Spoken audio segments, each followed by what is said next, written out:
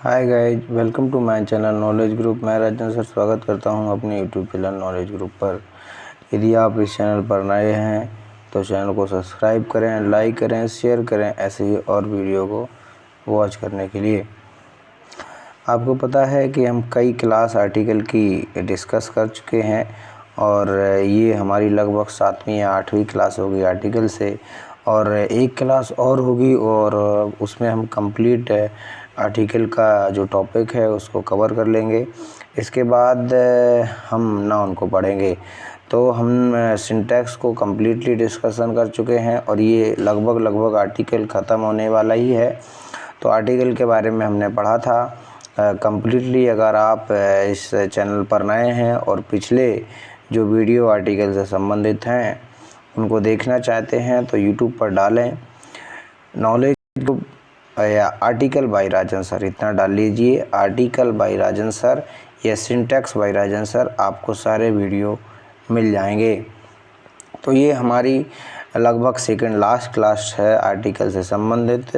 जो भी important fact, important point जो नॉलेज पॉइंट ऑफ व्यू से आपके एग्ज़ाम के लिए, चाहे आप कोई कॉम्पिटिटिव एग्ज़ाम की तैयारी कर रहे हैं या आप स्कूली एजुकेशन की तैयारी कर रहे हैं, वो ये वीडियो अगर आप देखेंगे तो आपको काफ़ी आपकी जो नॉलेज है उसमें जो है इंग्लिश में राइज देखने को मिलेगा। सॉरी। तो देखते हैं आज की क्लास में। ये हमारा 44 रूल है आर्टिकल से संबंधित और हम यहाँ पर डेफिनेट आर्टिकल को पढ़ रहे हैं। इंडेफिनेट आर्टिकल को हम पढ़ चुके हैं। तो आर्टिकल को दो भागों में विभाजित करते हैं, एक इंडेफिनेट आर्टिकल होता है, एक डेफिनेट आर्टिकल होता है। तो डेफिनेट आर्टिकल को हम यहाँ पर पढ़ रहे हैं। तो डेफिनेट आर्टिकल में रूल नंबर हमारा 44 ये कहता है कि सुपरलेटिव डिग्री होती है उसके बिफोर में हम यूज करते हैं द। जो सुपरलेटिव डिग्री होती है उसके बिफोर में हम यूज करते हैं द। जहाँ पर भी आपको सुपरलेटिव डिग्री मिल जाती है उसके पहले आपको यूज करना है डेफिनेट आर्टिकल द।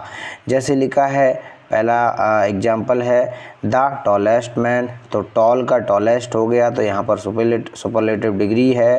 फास्ट का फास्टेस्ट हो गया, इसलिए हमने यूज किया द फास्टेस्ट ट्रेन। नेक्स्ट है द हैप्पीएस्ट। हैप्पी का हैप्पीएस्ट हो गया, तो हैप्पीएस्ट मैन हो गया। The most handsome boy. तो मोस्ट यहाँ पर यूज हो गया, तो यहाँ पर ये सुपरलेटिव होता है मोस्ट, तो इसलिए हमने आज कर यूज किया सुपरलेटिव डिग्री में इसके पहले द आर्टिकल द, जो कि डेफिनेट आर्टिकल है। तो सुपरलेटिव डिग्री जो होती है उसके बिफोर में हम डेफिनेट आर्टिकल का यूज करते हैं। जो डेफिनेट आर्टिकल होता है द, तो हमने यहाँ पर द का यूज किया है। नेक्स्ट एक हमारा नोट है कि मोस्ट का प्रयोग यदि वेरी के रूप में हो, ठीक है, लिखा है कि यदि मोस्ट का प्रयोग वेरी के रूप में होता है तो उसके पहले हम ए का यूज करते हैं। जैसे लिखा है this is a most useful river. अगर मोस्ट का प्रयोग बहुत के रूप में होता है, मोस्ट का बहुत के रूप में होता है अर्थात वेरी के रूप में होता है, तो उसके पहले हमें यूज करना है ए अर्थात इंडेफिनेट आर्टिकल, ना कि डेफिनेट आर्टिकल। जैसे हमने एग्जांपल देखा this is a most useful river. Next है नोट, एक और नोट है हमारे पास, यदि मोस्ट का प्रयोग अधिकांश के रूप में हो। अगर मोस्ट का यूज अधिकांश के रूप में हो तो किसी भी प्रकार के आर्टिकल का प्रयोग नहीं होता है, तो कोई भी आर्टिकल नहीं यूज होगा यदि मोस्ट का प्रयोग अर्थ जो है अधिकांश के रूप में होता है। जैसे लिखा है मोस्ट गर्ल्स आर अट्रैक्टिव। अधिकांश जो लड़कियां हैं वो अट्रैक्टिव हैं, यहाँ पर हमने यूज किया, तो कोई भी आर्टिकल हमने यहाँ पर नहीं लगाया है। लिखा है most of the students are laborious. अगर ऑफ आता है तो ऑफ के साथ में द यूज होता है, क्योंकि यहाँ पर जो प्लूरल नाउन यूज हुआ है तो फिर हम यहाँ पर द यूज कर लेंगे। तो ठीक है, तो ये हमारा रूल के बिफोर में हमें द का यूज करना है। और एक मोस्ट का यदि यूज है, मोस्ट का प्रयोग अगर बहुत के रूप में होगा तो आर्टिकल हम यूज करेंगे ए। अगर मोस्ट का प्रयोग अधिकांश के रूप में होगा तो उसके साथ किसी भी आर्टिकल का प्रयोग नहीं करना है। नेक्स्ट रूल नंबर है हमारा 45 और 45 रूल नंबर ये कहता है कि कहीं पर भी किसी भी सेंटेंस में आपको ऑर्डिनल नंबर, ऑर्डिनल एडजेक्टिव दिखते हैं, किसी भी सेंटेंस में आपको ऑर्डिनल नंबर, ऑर्डिनल एडजेक्टिव या ऑर्डिनल नंबर दिखते हैं तो उसके साथ में हमें यूज करना होगा आर्टिकल। कौन सा आर्टिकल? तो वो डेफिनेट आर्टिकल। डेफिनेट आर्टिकल मतलब दा, ठीक है। तो ऑर्डिनल नंबर होते क्या हैं पहले उसको देखते हैं। तो जैसे लिखा है फर्स्ट, ये ऑर्डिनल नंबर है, सेकंड हो गया, थर्ड हो गया, फोर्थ हो गया, फिफ्थ हो गया, सिक्स्थ हो गया, सेवेंथ हो गया, एट्थ हो गया, नाइन्थ हो गया, टेंथ हो गया, ये हमारे होते हैं ऑर्डिनल नंबर। जैसे नेक्स्ट हो गया, लास्ट हो गया, ये सभी कहलाते हैं हमारे ऑर्डिनल नंबर। क्रमवाचक विशेषण होते हैं, ठीक है, जो क्रम को बताते हैं। इन सब के बिफोर में, सबके पहले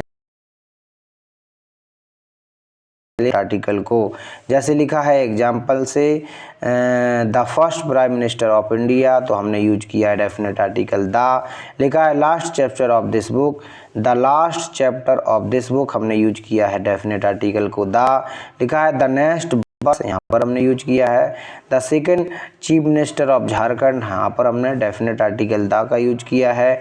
याद रखना है कि कहीं पर भी फर्स्ट, सेकंड, थर्ड, लास्ट या नेक्स्ट की बात हो, अर्थात ऑर्डिनल नंबर की बात हो, तो उसके साथ में हमें यूज करना होगा द, अर्थात डेफिनेट आर्टिकल को।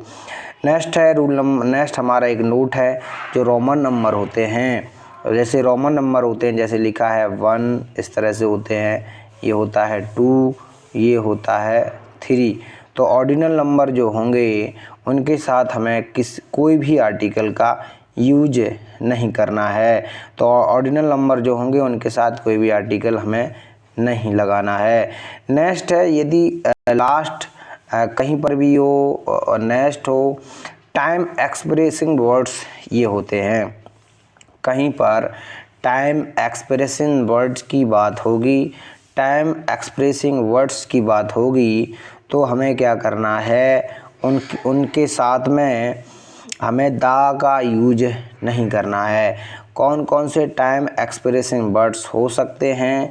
जैसे लिखा है वीक, लिखा है मंथ, लिखा है ईयर, लिखा है डे, लिखा है नाइट, मॉर्निंग, इवनिंग, नून, आफ्टरनून, मिडनाइट, मंडे, ट्यूसडे, जनवरी, फरवरी, इन सब के साथ हमें यूज नहीं करना है डेफिनेट आर्टिकल द। जो टाइम एक्सप्रेसिंग वर्ड्स होंगे, ईयर हो गया, वीक हो गया, मंथ हो गया, डे हो गया, नाइट हो गया, मॉर्निंग हो गया, इवनिंग हो गया, आफ्टरनून हो गया, मिडनाइट हो गया, जनवरी हो गया, फरवरी हो गया, दिसंबर हो गया, नवंबर हो गया, ये टाइम एक्सप्रेसिंग वर्ड्स हैं। इनके साथ में हम डेफिनेट आर्टिकल का यूज नहीं करते हैं। तो ये हमारा रूल नंबर था 45। नेक्स्ट हमारा रूल नंबर है 46 और 46 रूल नंबर ये कहता है कि इन्वेंशन की जो भी थिंग्स हैं, अर्थात ऐसी वस्तुएं जो इन्वेंशन हुआ है, जिनका आविष्कार हुआ है, उन सब के पहले हम द का प्रयोग करते हैं। जो इन्वेंशन थिंग्स हैं, इन्वेंशन की वस्तुएं हैं, उन सब के पहले बिफोर में हमें द का यूज करना होता है। जैसे लिखा है द टेलीविज़न, टेलीविज़न का उसका J.L. वेड के द्वारा किया गया है।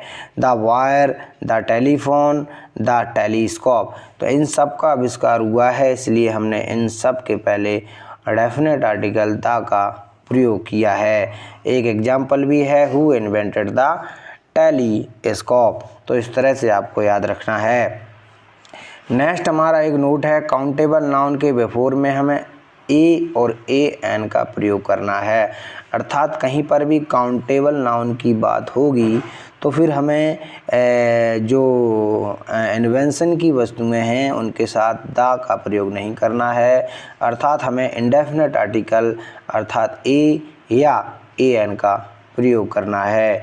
जैसे लिखा है विनय हैज बॉट ए टेलीफोन, तो यहाँ पर टेलीफोन एक की बात हो रही है अर्थात काउंटेबल नाउन है, इसलिए हमने यहाँ पर यूज किया आर्टिकल ए। ठीक है। Mister Thakur has not bought a microscope.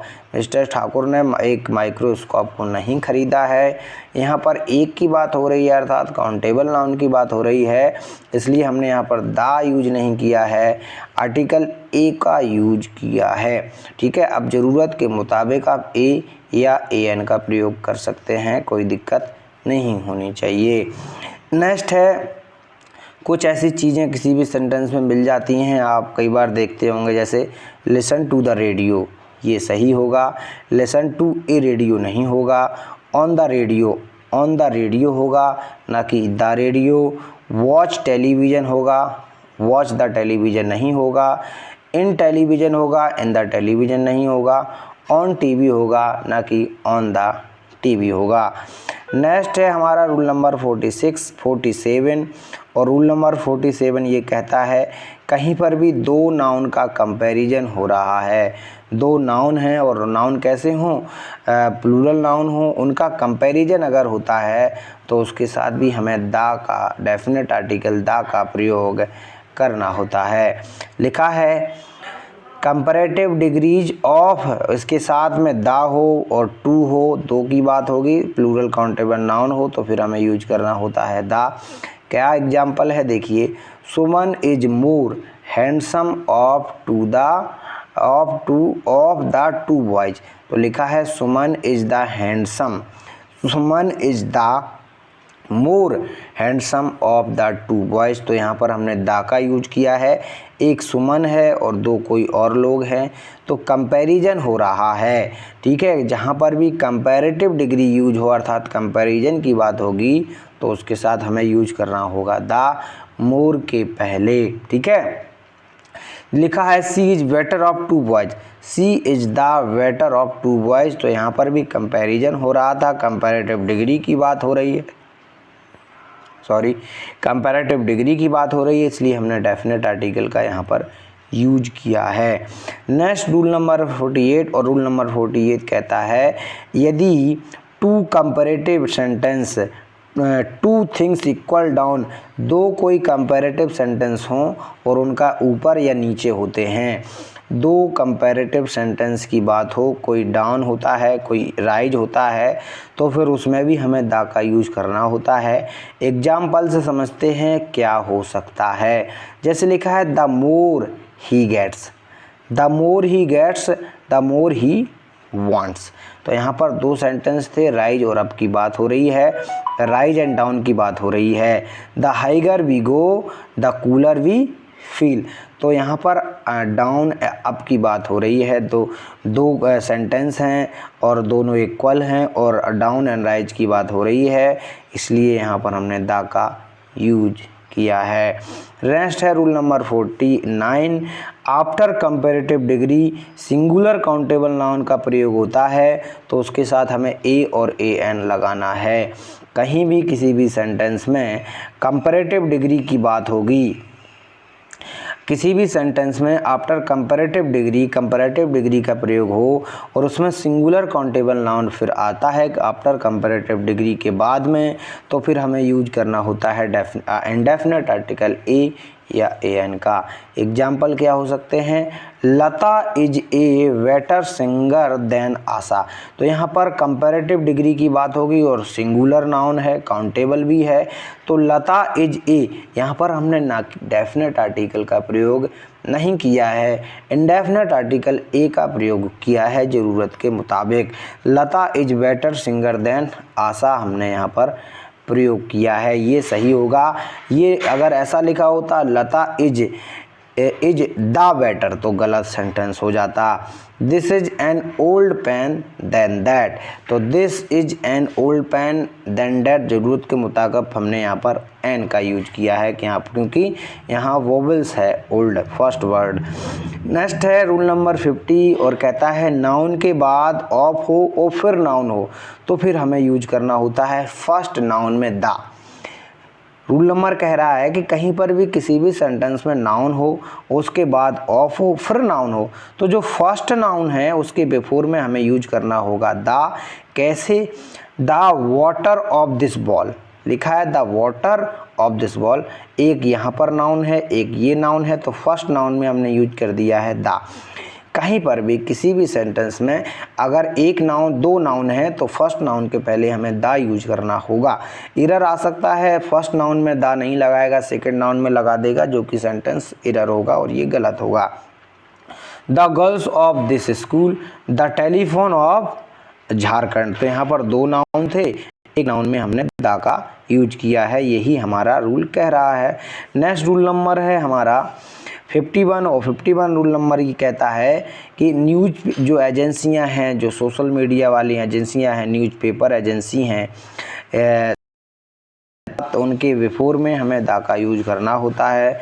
जैसे लिखा है the times of India, the Indian nation, the New York time and the Hindus, और भी हो सकते हैं द एनडीटीवी, द आज तक, तो इस तरह से भी हो सकते हैं। तो हमने देखा कि एक नाउन के साथ में दूसरा नाउन भी हो तो फर्स्ट नाउन में हमें यूज करना होगा द। न्यूज एजेंसी होंगी उनके साथ हमें यूज करना होगा डेफिनेट आर्टिकल द। दो कंपैरेटिव डिग्री, अगर कंपैरेटिव डिग्री हो उसके बाद सिंगुलर काउंटेबल नाउन का प्रयोग होगा तो उसके साथ हमें ए और ए एन का प्रयोग करना होगा। दो कंपैरेटिव सेंटेंस